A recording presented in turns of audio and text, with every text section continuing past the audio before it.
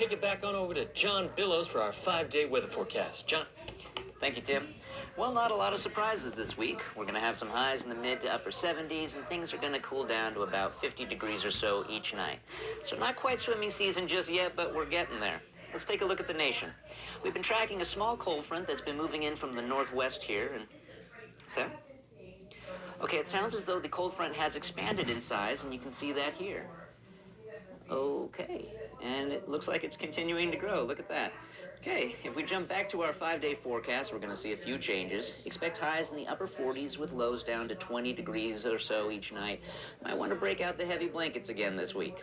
If we come back to wow, okay, it looks like the cold front has really gained some momentum here, and it appears that a storm has started to gather as well, but fortunately it doesn't look too serious.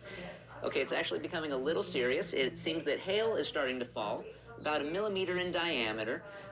Okay, it seems our initial estimate was a little off. They're more the size of basketballs. Pieces of ice the size of basketballs are falling from the sky, so that is pretty serious.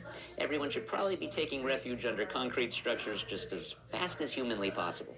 Let's see how this will affect the 5-day forecast. Highs will now be in the upper 10s with lows in the negative 20s, and if you look on Tuesday, there's a slight chance of death. Let's go back to the map here, and oh my. Okay, it seems that the storm and the cold front have clashed violently, and we now have a flood warning. And a fire warning. Look at that. I'm not sure how those two can be happening at the same time. Okay, it appears that the flood water is the thing that is actually on fire. Apparently the flood destroyed 15 gas stations, so about half the flood is now comprised of gasoline and oil. The fire and the flood are traveling together at untold speeds, so we encourage everyone in the area to quickly move to higher ground. Nope, cancel that. We've just been instructed to tell everyone to evacuate to Mexico. Nope, never mind, they're coming here. We're heading to Canada. Okay, if we jump back to our 5-day forecast. Okay, scratch that. Mother's love. Okay, the flood fire, which we are now referring to as the Flyer, has destroyed several cities, and okay, it sounds like an earthquake has started as well. That is unfortunate timing. We're getting word now that, okay, yes, it's been confirmed that California has broken off of the United States and is starting to float away. Okay, quick update on the hail situation. Good news, the ice particles have shrunk down now to the size of baseballs.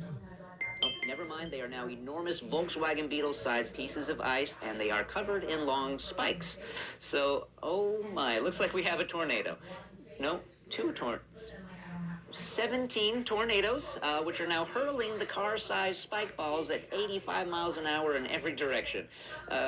Okay, we have received word now that volcanoes are erupting. So let's look at the 5-day forecast, and we'll see the temperatures are still fluctuating, but the chances of death have stabilized at about 99.99%. So going back to the map here, sweet glory. The tornadoes have made it so that it is literally raining cats and dogs, and California is starting to sink, and the inhabitants are being attacked by sharks. Okay, we have confirmation that this is the end of the world. So we'll go once more to our 5-day forecast, which is now our 1-day forecast, and that will about wrap it up. Back to you, Tim.